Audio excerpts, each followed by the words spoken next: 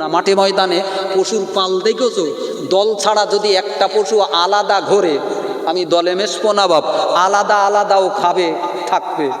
ওরে বলো বাঘ, বলো শত্রু বাঘ, বলো খুব তাড়াতাড়ি ওকে আক্রমণ করে সহজেই গিলে নিতে পারবে, কথা বলেন। কিন্তু ও যদি দলের মধ্যেই থাকে, কথা বলেন না কেন, ও যদি দলের মধ্যে থেকে ঘুরে বেড়ায়, দলভুক্ত হয়ে থাকে, শত্রু বাঘ বলো খুব তাড়াতাড়ি ধরতে পারে না। অতএব আমি আপনাকে বোঝাতে চাচ্ছি রসুলের হাদিস দিয়ে, আমাকে আপনাকে শান্তিতে বাস করতে গেলেও একাকী বাস করলে হবে না বাপ, দলভুক্ত হয়ে থাকতে হবে বাপ। দলবদ্ধ সমাজবদ্ধ হয়ে বাঁচতে হবে বাপ। আগামী দিন আসতেছে মুসলমানদের তুমুল লড়াই করার যুগ। লড়াই না করলে দিন বাঁচানো যাবে না, ইমান বাঁচানো যাবে না। আগামী দিন মুসলমানদের বসে থাকার দিন নয়। একদিন পার্টির লড়াই লড়িয়েছ খুব, সিপিএম এ তৃণমূলী লড়াই, চাচা আগে গে মালকোচা মেরে ভালো করে হাঁটতে পান না, টলতেছে, চাচাকে দাঁড়িয়ে রে কেন? এতদিন মুসলমানরা রাজনীতির লড়াই লড়েছ, পার্টির লড়াই লড়িয়েছ, জমি বাঁচানোর লড়াই লড়েছ, এবার ইমান বাঁচানোর লড়াই, ধর্ম বাঁচানোর লড়াই, ইসলাম বাঁচানোর লড়াই। মুসলমানদেরকে কাতারে দাঁড়াতে হবে, কথা বলে। লড়াই করব না নাকি বসে থাকবো? কারা কারা লড়াই করবেন হাত উঁচু করেন, আল্লাহ কবুল করেন। যারা হাত নিচু করেছে তাদের উপরে আল্লাহ লানত পড়বে বলো। হাত খোলেন, চাদরের ভেতরতে বার করেন, চাচা হাত উঁচু করেন, আল্লাহ কবুল করেন। এই দিনের জন্য চেষ্টা করতে হবে বাপ, তবেই আমরা ইমানদার। সাহাবীরা কম রক্ত দেশে না, মানে সাহাবীরা কম রক্ত দেশে বাপ, রক্তের বিনিময়ে ইসলাম বেঁচেছে। আমরা তসবির ভিতরে আল্লাহ জান্নাত খুঁজ দিয়েছি, কিসের ভিতরে মনে করি সাধারণ মানুষের ধারণা।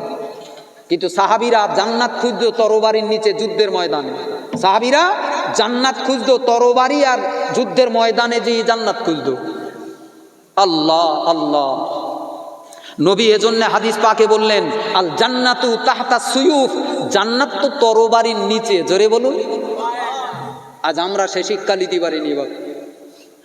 আজ নতুন করে মনোবল তৈরি করতে হবে, হিম্মত তৈরি করতে হবে। মুসলমানরা হারাত জাতি না বাপ, পৃথিবীর কোনো শক্তি মুসলমানদেরকে হারাতে পারবে না, মুসলমানরা যদি পূর্ণ ইমানদারি জীবন গঠন করতে পারে। জোরে বলুন। আল্লাহর হাজার জায়গায় ওয়াদা, ওয়ালা তাহিনু ওয়ালা তাহজানু ওয়া আনতুমুল আলাউন, তোমরা হীনমন্যতা হইও না, মন ভেঙো না, নিজেদেরকে দুর্বল মনে করো না। আমি আল্লাহ তোমাদেরকে বিজয়ী করব। আমি মুসলমানদের সাথে, ইমানদারদের সাথে, ইমানদারদেরকে বিজয়ী করবই করব আমি আল্লাহ। ইন কুনতুম মুমিনিন, তবে তোমাদের পাকা ইমানদার হতে হবে। আল্লাহ লম্পটদের সাথে না, আল্লাহ গাঁজাখোরদের সাথে না, আল্লাহ বেনামাজিদের সাথে না, আল্লাহ শয়তানদের সাথে না, পাপাচারীদের সাথে না, আল্লাহ নেককারদের সাথে। জোরে বলুন। আল্লাহ কাদের সাথে? নেককারদের সাথে। এই নেককাররা যখন যুদ্ধের ময়দানে দাঁড়াবে, আল্লাহ সাহায্য নামবে, আল্লাহ তাদের বিজয়ী করবেই করবে। জোরে বলুন। কোরআন শরীফে অন্য আয়াতে আমার আল্লাহ বললেন, ওয়াকানা হাক্কানা আলাইনা নাসরুল মুমিনিন, আমার ইমানদার কলেমা পড়া নেককার বান্দাদেরকে জালেমরা পিষে মারবে, তাদের রক্তে চুমু খাবে, আমি আল্লাহ লগট ডাকবো না, এটা হতে পারে না, আমি আল্লাহ সহ্য করব না। ওয়াকানা হাক্কানা আলাইনা নাসরুল মুমিনিন, ইমানদার মুমিনদের সাহায্য করা, বিপদে আপদে সাহায্য সহযোগিতা করা আমি আল্লাহ আমার দায়িত্ব। জোরে বলুন সুবহানাল্লাহ। আল্লাহ দায়িত্বর খেলাপ করে বাপ, কথা বলেন। দরকার শুধু আমাদের পূর্ণ আল্লাহর প্রতি বিশ্বাস, আকীদা, নিজের চরিত্রটাকে ঠিক করা। বিজয় তো আল্লাহ দেবেন। জোরে বলুন। কামিন ফিআতিন কলিলাতিন, আল্লাহ বললেন দেখো না, আমি কম সংখ্যক কিছু মানুষকে বিরাট বিরাট বাহিনীর উপরে বিজয় দিছি। জোরে বলুন। তারা ছিল কম সংখ্যায়, মনে করিল ওর গা নাস্তার যাতে খেয়ে ফুরিয়ে ফেলবো। কিন্তু যুদ্ধের ময়দানে যেয়ে দেখে আল্লাহ এই কম সংখ্যক ছেঁড়া ফাটা জামা গায়ে দেওয়া, এদের হাতে দামি অস্ত্র নি, এদের হাতে ভালো বোমা নি, তরবারি নি, কিন্তু এদের ইমান আছে। জোরে বলুন। এই তোমার ইমান পারমাণবিক বোমার চাইতে ক্ষমতাশালী। জোরে বলুন সুবহানাল্লাহ। তোমার শত্রুদের হাতে আছে পারমাণবিক বোমা, আর মুসলমান তোমার কাছে ইমানি বোমা। জোরে বলুন। দুই বোমা যখন লড়াই করবে, তোমার ইমানের বোমা, পৃথিবীর ইতিহাস বলতেছে ইমানের বোমা বিজয়ী। জোরে বলুন। বদরের মাঠে আল্লাহ মুসলমানদেরকে বিজয় দেশে গাইবী সাহায্যে। কিসের সাহায্যে বলেন?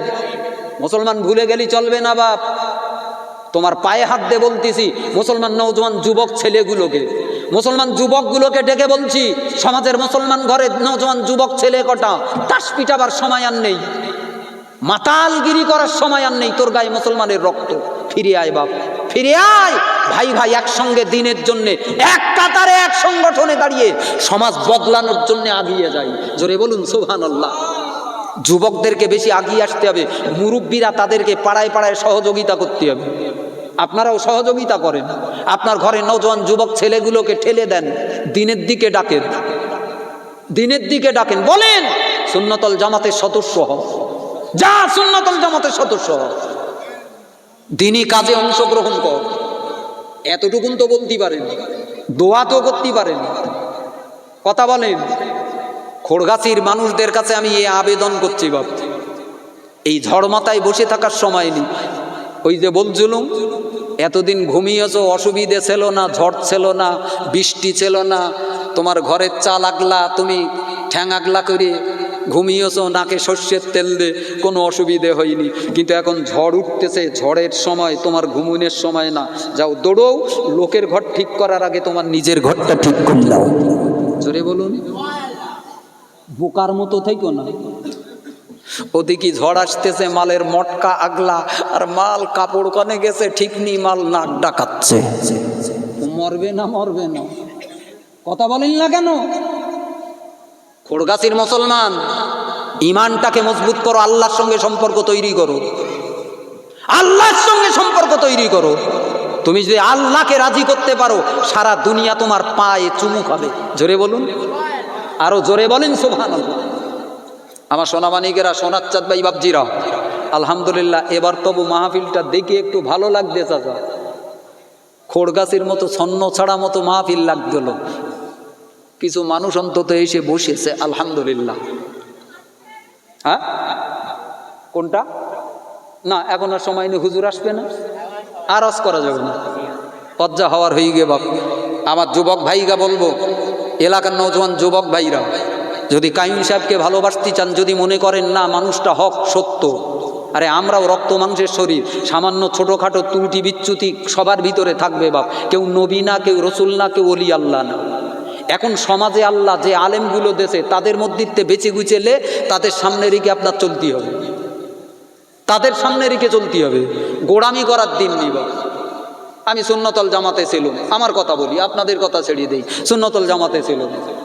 কাইম সাহেবের দোষ টোষ না, অন্য ওই যারা আজকে বেরিয়ে গেছে যে কটা আলেম, ওরাই আমার চরম শত্রু করতে লাগলো বা, আমি ওর গা শত্রুর জ্বালায় আর দাঁড়িয়ে থাকতে পারিনি, চলে এলাম। আবার সুযোগ কি সুন্নতুল জামাতে গেলাম, এটাই তো নীতি, হকের সঙ্গে থাকতে হবে বাবা, নিজের ভুলের উপরে গোড়ামি করলেই চলবে না। কথা বলেন ঠিক না বেঠিক? জোরে বলুন ঠিক না বেঠিক? আল্লাহ তৌফিক দান করেন বাপ। যদি মনে করেন কাইম সাহেব হক, কাইম সাহেব সত্য, এই জেনে বসে থাকা কাজ না, আসেন আমরা তার পাশে দাঁড়াই, তার সহযোগিতা করি, সমাজটাকে বদলানোর চেষ্টা করি, সমাজটাকে একটু শোধরাবার চেষ্টা করি বাপ।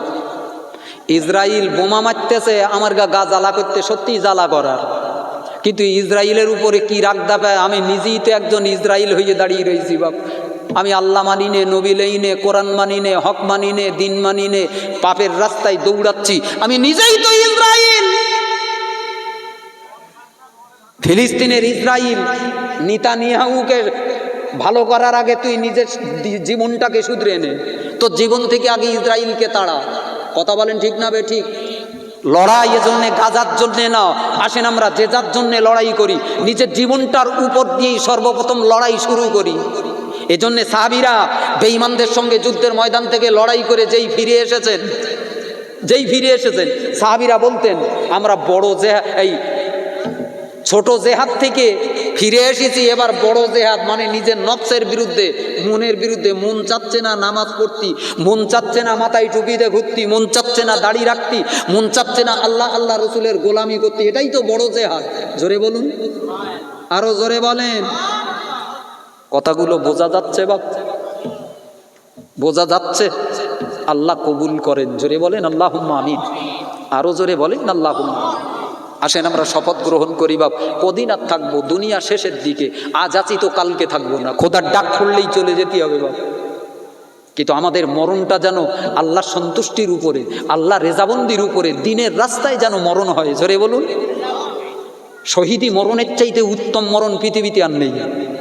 শহীদি মরণের চাইতে, দিনের রাস্তায় মরণের চাইতে, দিনের জন্য লড়াই করতে করতে মরণের চাইতে উত্তম লড়াই, দামি মরণ পৃথিবীতে আর দ্বিতীয় নেই।